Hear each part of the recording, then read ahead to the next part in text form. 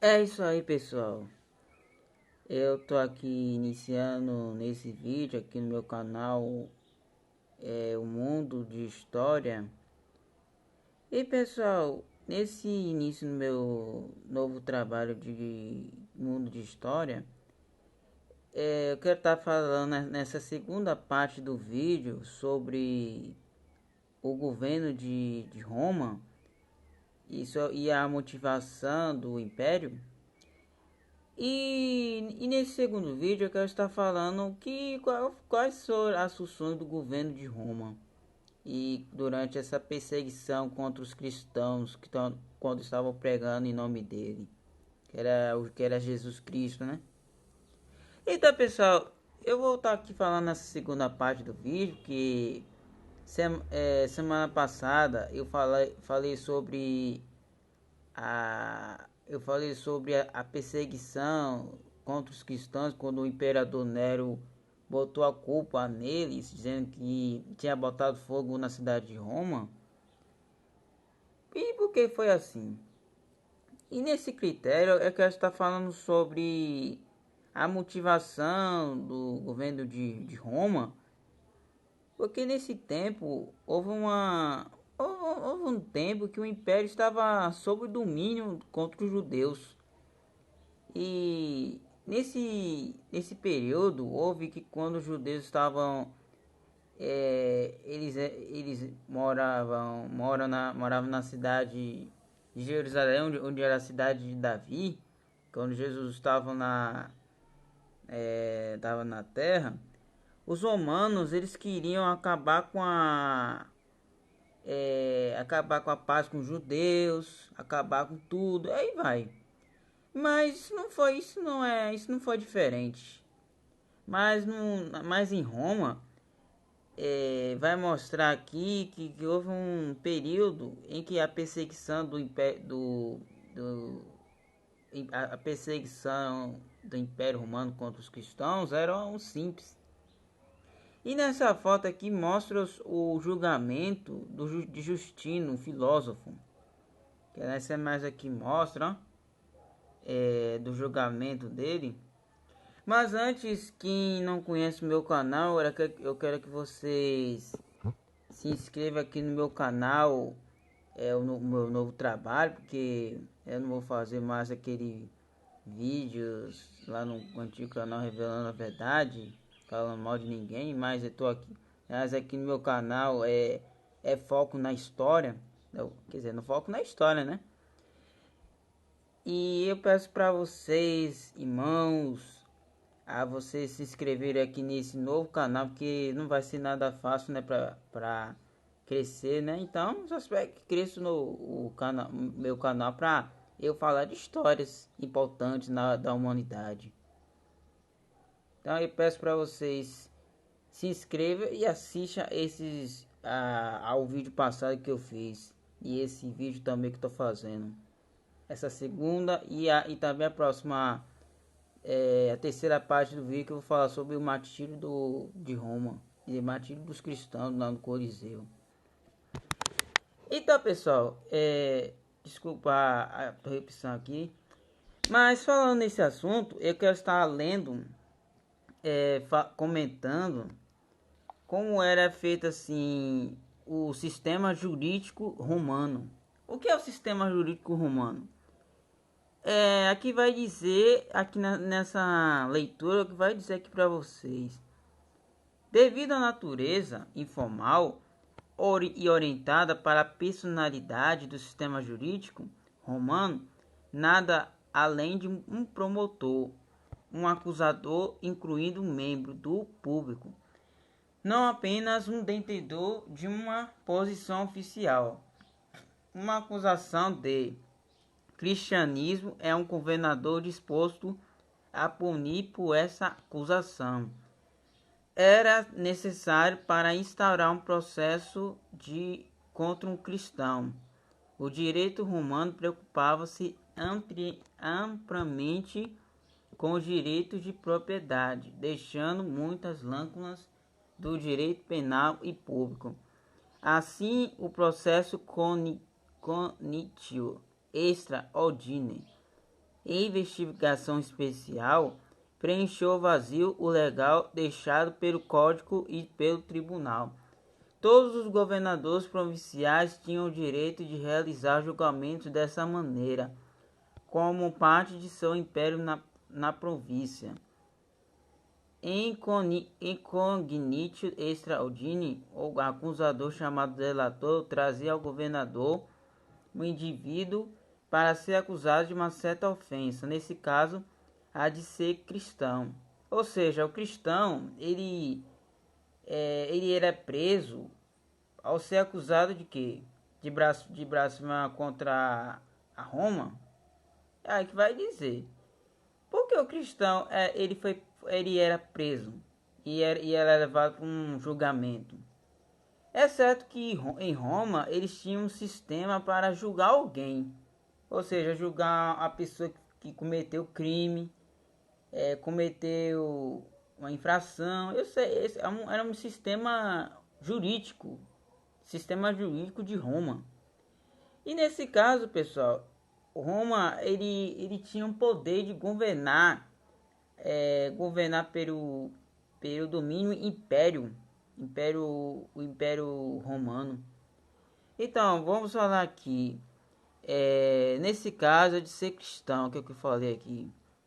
Esse delator estava preparando para atuar como promotor do julgamento e poderia ser recompensado com algumas formas das propriedades do acusado, se ele apresentasse um caso adequado ou fosse acusado de calúnia, acusação maliciosa. Se o caso fosse insuficiente, se o governador concordou em ouvir o caso e ele estava livre para não fazê-lo, supervisionou o julgamento do início ao fim, ouviu os argumentos, decidiu o veredicto e aprovou a sentença. Às vezes os cristãos se ofereciam para a punição, e as audiências de mártires voluntários eram conduzidas da mesma maneira.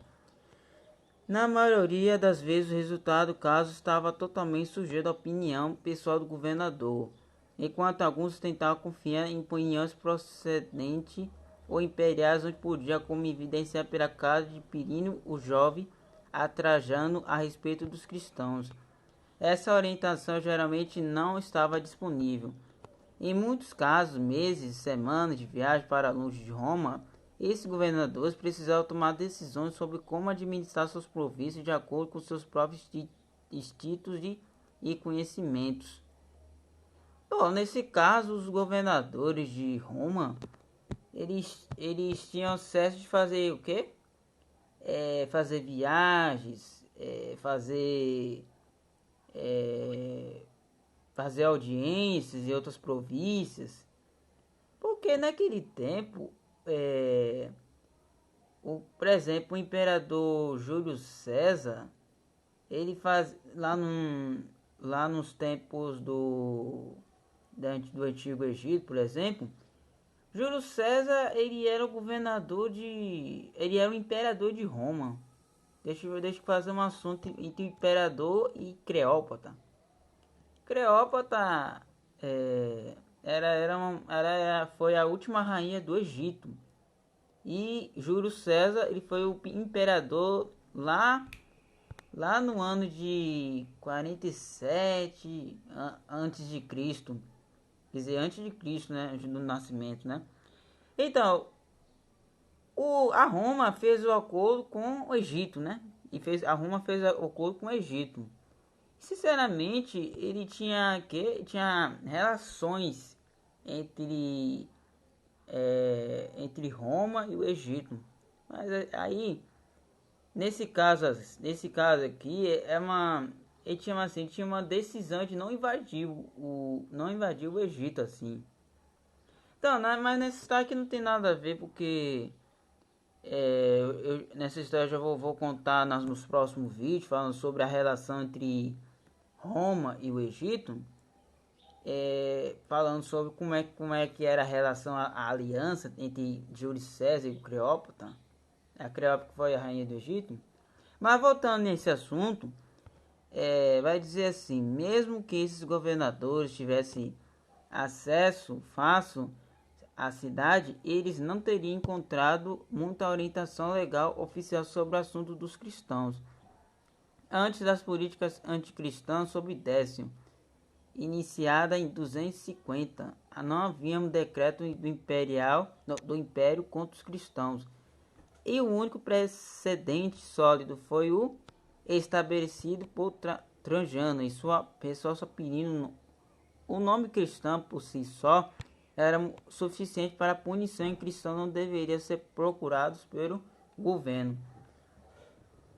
Há especulações de que os cristãos também foram condenados por contumância, desobediência ao magistrado semelhante ao moderno, desprezo à corte.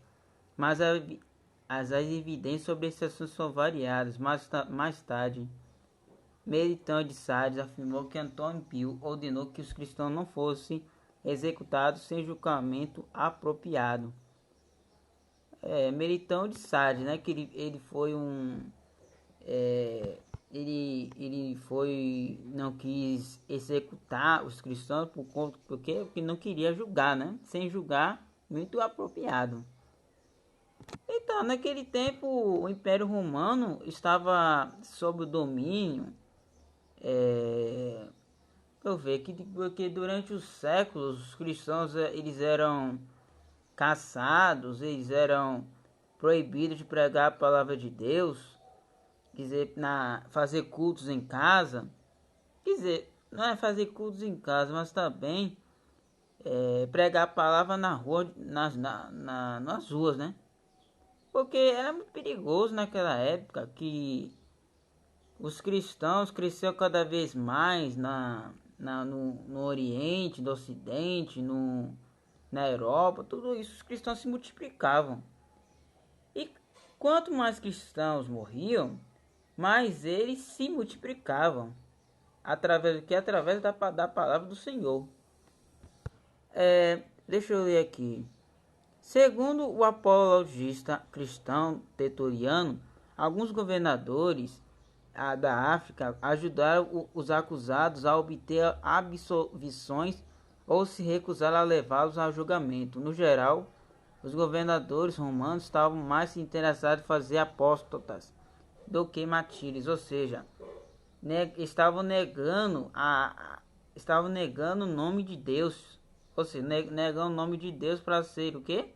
Para ser traidores. Um precursor da Ásia, Cineu Antônio, quando confrontado com um grupo de mártires voluntários durante uma de suas turnês, enviou alguns para ser executados e afirmava aos demais: se você quer morrer, seu desgraçado, pode usar cordas ou precipícios. Durante a grande perseguição, que durou de 303 a 312 e 313, os governadores receberam decretos diretos do imperador, igreja e textos cristãos que deveriam ser destruídos. A reunião para adoração cristã era proibida e os cristãos que se recusavam a se retratar perderiam seus direitos legais. Mais tarde foi ordenado que o clero cristão fosse preso e que todos os habitantes do império se sacrificassem aos deuses. Ainda assim, nenhuma punição específica foi prescrita, pois foi dito, e os governadores mantiveram a margem de manobra que lhes concedia a distância. Lactácio relatou que alguns governadores alegaram que não derrama sangue cristão, e há evidência de que outros fecharam os olhos e as evasões do edito ou apenas o aplicaram quando absolutamente necessário. Pessoal, infelizmente os cristãos eles eram proibidos de pregar, fazer adoração, fazer cultos, e também eles poderiam fugir para as cavernas, fugir para um lugar que seja bem longe de Roma. Mas eu não sei o que foi acontecendo, né, pessoal? Existe uma história que os cristãos eles eram enfocados, eles eram maltratados, eles eram perseguidos, também foram queimados, jogados numa cova, também jogados numa arena do Coliseu, no próximo vídeo já vou falar sobre o martírio dos cristãos. E foi naquele tempo, né, que em Roma eles tinham os governadores políticos para executarem os cristãos. E nessa maneira a história ele começa a começa a se repetir desde nos tempos de Jesus nos tempos de Jesus, após até chegar nos cristãos em Roma. E tudo isso aí vai começando a se acontecer, né, nesse fato dessa história. Essa leitura aqui que vai dizer os líderes políticos do Império Romano também foram líderes do culto público. A religião romana girava em torno de cerimônias e sacrifícios públicos. A crença pessoal não era um elemento tão central como há muitas religiões modernas. Assim, embora as crenças privadas dos cristãos possam ter sido em grande parte relevantes para muitas elites romanas, essa prática religiosa pública era, em sua opinião, crítica para o bem-estar social e político da comunidade local do império como um todo. Honra a tradição de maneira certa. Foi fundamental para a estabilidade e o sucesso. Portanto, os romanos protegiam a integridade dos cultos praticados pela comunidade sob seu domínio, considerando-os inerentemente corretos honrar as tradições ancestrais. Por esse motivo, os romanos por muito tempo toleraram a seita judaica altamente exclusiva, embora alguns romanos a desprezassem. Historiador H.H. Bensanso propôs que a crise sob Calígula foi o primeiro intervalo entre Roma e os judeus. Após a Primeira Guerra Judaico-Romana, os judeus foram oficialmente autorizados a praticar sua religião, desde que pagassem o imposto judaico. Há um debate entre historiadores sobre se o governo romano simplesmente via os cristãos como uma seita do judaísmo antes da modificação do imposto por Neva em 96. A partir de então, os judeus praticantes pagaram impostos enquanto os cristãos não, fornecendo evidência concreta de uma distinção oficial. Parte do desejo romano para o cristianismo surgiu em grande parte do sentido de que era ruim para a sociedade. No século III, o filósofo neoplatonista Plutarco escreveu: como as pessoas não podem ser de todo modo ímpias e ateus que apostataram discussões de nossos ancestrais, através dos quais todas as nações de cidades são sustentadas, o que mais eles são além de combate contra Deus? Pessoal, não vou ler muito aqui, porque eu já sei como é essa história sobre entre a Roma e os judeus. E nessa visão aqui vai dizer que quando emitiam o decreto contra a perseguição de Roma, a perseguição contra os cristãos, e nessa foto aqui mostra que os jovens de Roma eles eram sacrificados na arena Coliseu, onde as pessoas assistiam em público. E veja só como foi o que aconteceu quando as pessoas se sacrificaram por causa da fé. Por causa da fé cristã, que eles quiseram ser sacrificados. E não é qualquer um, pessoal, mas também para todas as pessoas que quiseram ser mortos na arena, mas nem muitas pessoas não quiseram morrer. Muitos cristãos se desviaram, não quiseram morrer, mas quiseram renegar sua fé. E veja só que pode acontecer nos dias de hoje, né? Que vai acontecer que as pessoas vão renegar a fé, né? Vão acabar se entregando ao inimigo, né? Então, e nessa história eu quero estar falando, né, para vocês que nesse tempo os cristãos eles foram caçados, foram perseguidos, também foram maltratados e presos.